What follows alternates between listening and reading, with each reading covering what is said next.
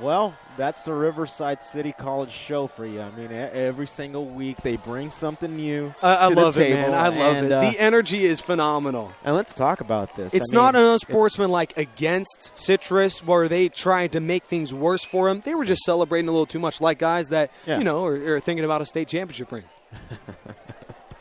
Maybe us here in the booth think that as well. From the 24, King hands off to the backup, Christopher Anderson, bouncing off tackles, reaches at the outside to the numbers 25, scurries to the sideline, picks up the first down as a flag flies. But for the meantime, it'll be a first down that keeps the clock moving. Now under 5 minutes to go in the ball game, Dan. I think they might just call this one back. Isaac Whitney might have been the suspect right there. Holding against the Tigers, which will make it now a first down. Instead of a first down from the 35, it'll now be a first and make it first and 11. No, first and 10 from the same exact spot. 4:53 to go. Wipe off the efforts by Christopher Anderson. Now the clock moves under 4:49 to go. Tigers lead 20-14. Trayvon Watson with an incredible pick to make this thing a little bit easier for Riverside to seal the victory. Again, it's far from over. King operates out of the gun, a 3-wide set. Handoff goes to the pistol back. That'll be Christopher Anderson across the 25, and he scurries his way to the 27. What a game, Dan. It has been, and unexpectedly, like I said earlier, we were talking about it all week. This is going to be a blowout. This is going to be a blowout. Constantly repeating ourselves, but look at us now. We're calling this one like we're having a blast. Well, the Tigers obviously had a blast. They were throwing helmets all over the field. In the meantime, Citrus College still has an opportunity to make the stand on defense. Play clock is down to 5, down to 4. They better be careful and get the snap off. Snap is back at 1. Did they call it off? No, they did. As instead of a delay of game, it'll end up gaining 2 on the carry, make it 3rd and 5. And the Tigers could take a snap at 3 minutes and 10 seconds. This one might be a first down. Extra effort, reaching for that first down yard marker, and it is. Automatic first down. Yeah. It is. Wow. Christopher Anderson using that moves the sticks. Effort. Absolutely. So now they will run the clock, which means that they could snap it at 3:13. Indeed, they do. And they could chew up another 2 minutes of clock, as Citrus College is only down to 2 timeouts and they trail by 6. Riverside could win it on the offensive side. They don't even need to give the ball back to Citrus College, as a demoralizing interception by Larry Cupworth would seriously be the difference if Riverside is able to seal this victory on the offensive side. Another handoff. That'll be to the Christopher Anderson. That'll be to the shotgun back. No gain. And it looks like Citrus may call a timeout, and they do. That'll be their second with 3:15 to go. Tigers lead 20-14.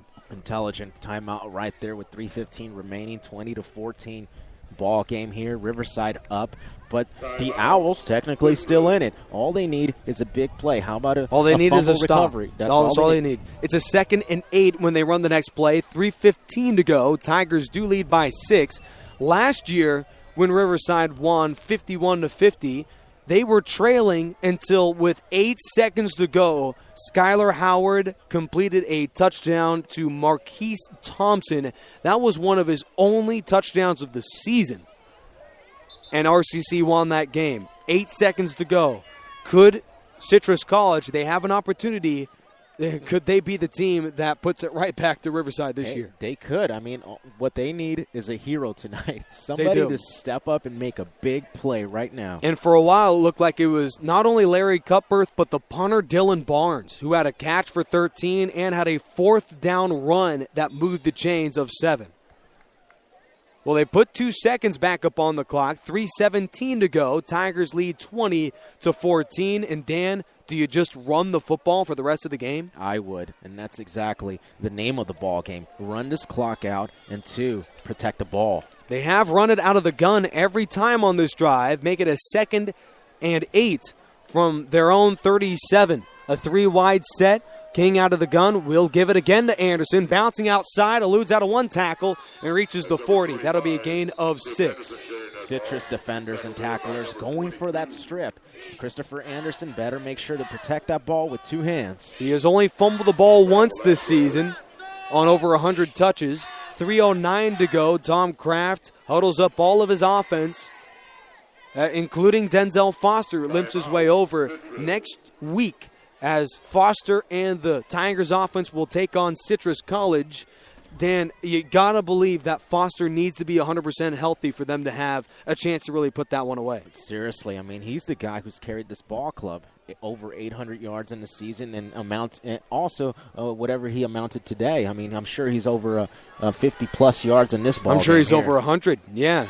We'll give you the full numbers in the post-game report, which, for the Tigers' sake, hopefully it comes in 3:09. But, of course, Citrus College has more reservations for a 1-point win, as they could be the team that wins 21-20 with a touchdown. But, again, they're going to have to first make the stop. Right. The Tigers have to reach the 44-yard line to move the chains. It'll be a 3rd down. Play clock moves now under 25. Nicholas King will operate out of the gun, a 3-wide set, including their main target, Isaac Whitney, pushed out to the right-hand side. He only has 1 catch today, does Whitney. The Tigers will elect to run. Outside, Tramel Davis has the call, and he is tripped up behind the line. So that'll be a 3-and-out by the Tigers, and they'll give it back to their defense to try and win the game. There's no timeouts remaining. Citrus cannot stop the clock, which means that Zamora can punt this football, Dan, with 2 minutes and about 15 seconds to go. No, make it 2 minutes and 20 seconds to go.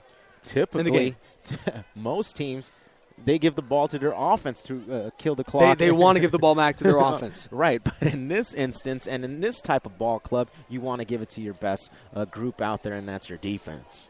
Riverside, by far, their defense is the better unit. Following 1 first down that was called back, the Tigers had 3 run plays that ended up gaining maybe a half yard, and the Tigers have to burn a timeout and send on their punting unit with 2:20 to go. They lead by 6, but Citrus College, I'm sure they have just 1 more drive remaining. What's the play call for Citrus College? Larry Cutbirth, 3 interceptions and 2 passing touchdowns today. Well, he's your gunslinger, and you keep going to him. Yeah. And that's what you've been doing all year.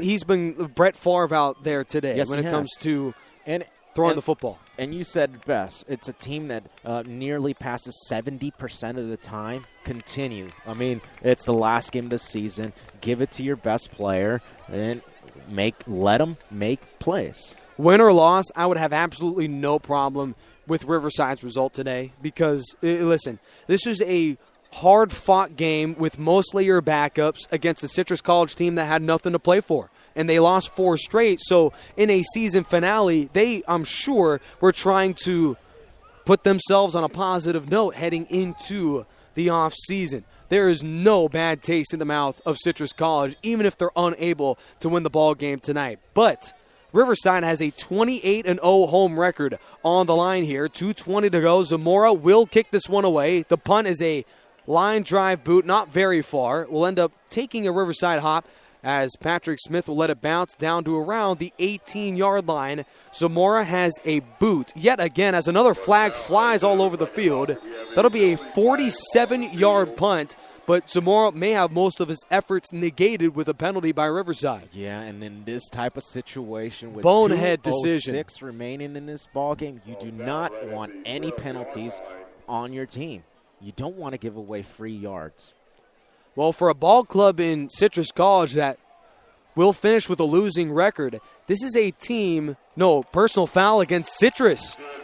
So good Citrus news. has been, just to finish my point, Citrus has been the least penalized team in the National Central Conference. For a team that doesn't win very much, they are an extremely clean ball club. They are. And outside of these turnovers by Cutbirth, which is very unfortunate because they normally don't turn the ball over, among the best turnover differential in the state. Citrus showing how disciplined they can be if playing at their highest level. Well, this is what you dream of if you're Larry Cutbirth. If you want to etch your way in the Citrus College record books, you already did passing-wise, but how about a game-winning drive? You need to travel 94 yards and 205. Wings it out far side on his first play. It's caught, but only for a gain of 5 to Alex Johns Moore. 1:56 to go, and that clock keeps moving. Look at how fast Citrus is lining up to the ball very quickly. Final drive for Citrus College. 5 wide set, no running backs in the formation. Snap is back with 1:42. Pass rush coming. Cutbirth in his own end zone. Chucks it sideline. The catch is dropped.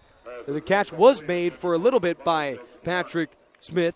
1:38 to go. Now make it a 3rd and 6. Wow, the line of scrimmage is at the 11-yard line, and Cutbirth threw that one in the end zone. So showing how effective that defense was right there. Well, with no timeout, Citrus College, it's 4-down territory for the remainder of this drive. They need to travel 89 yards in 1 minute and 38 seconds if Larry Cutbirth wants to etch his way into Citrus College history as one of the best game-winning drives in their recent memory. Cutbirth in the end zone again. In trouble. Throws it behind the line of scrimmage. It'll be incomplete, but he did throw it ahead, and the pass was tipped according to the official. So it'll be a 4th down. No safety, no intentional grounding.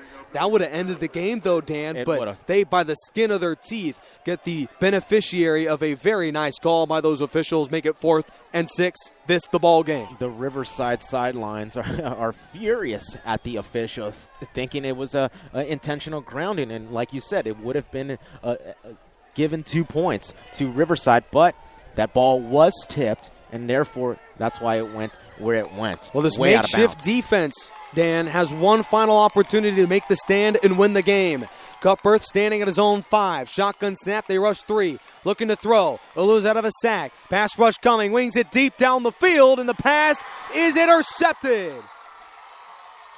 Picked off by Ray Ford for his 2nd interception, 6th on the season. The game is over, Dan. By the skin on their teeth, the Tigers, led by their 4 interception-led defense, they seal the victory, 9-1, including an undefeated 6-0 mark in conference play. Dan, it wasn't easy, but they got it done. It wasn't easy, but the incredible play of Ray Ford in prime time, when it mostly counts, when it counts the most, I'd rather say, is when Ray Ford steps up and gets that 2nd pick of the ball game. Ray Ford had 4 interceptions as a freshman last season for the Tigers, make it 6, which would lead not only the team in interceptions, but would lead the entire state, Dan. Wow. 6 INTs. He's actually tied with Citrus College's own Marquise O'Leary. But these delays, according to the officials, a mere aberration. The Tigers will win their 7th consecutive game, all of which has been led by a man coming onto the field, Nicholas King. And that defense intercepts Cutbirth 4 separate times, and it's been that side of the ball that has helped us all season long. The Tigers clinging to a 6-point lead. They will win their 7th consecutive football game. There aren't enough words that we could use to describe the Riverside defense, and they're right on schedule. That's exactly what we expected out of them in that last possession there. Well, many would argue that Riverside should have blown them out by 40 or 50 points, but now when you take a look at the result of last season when they only won by 1 and they trailed for a majority of the 4th quarter, Citrus College matches up beautifully against the Riverside Tigers, yet in this game, victory formation, how sweet it is, they will pull out a 6-point nail-biter where Larry Cutbirth had a chance to take the lead. He was standing at the 5-yard line of Riverside, but chucked an interception on 3rd down. It turned out to be the difference, and the Tigers, by the skin on their teeth, 7 consecutive wins. How sweet it is. It's very unfortunate for Cutbirth, using his greatest strength, and which is his arm, and giving that ball away in the end zone to Riverside. We could have taken the lead with that extra point if they would have scored. Well, the Tigers will have to take not 1 but 2 more kneel downs. They make their first here with 40 seconds to go. The Tigers win 7 consecutive. They'll finish the year 9-1 and will face off Ventura College next week. Possibly, right? Most listen, there's no way they end up being anywhere but the 4th seed. But you take a look at that game. Okay. Ventura Pirates, who are 6-4 this year, including 5-1 in league play. They did lose to Bakersfield today. And if Ventura was placed in the National Central Conference, they would rank in the bottom 3 in passing yards along with total offense, bottom 4 in rushing, bottom 3 in yards per attempt, and second worst on third downs. Yet they're the winners of the North Conference and are on their way to face off the Tigers next week at this exact spot, Dan.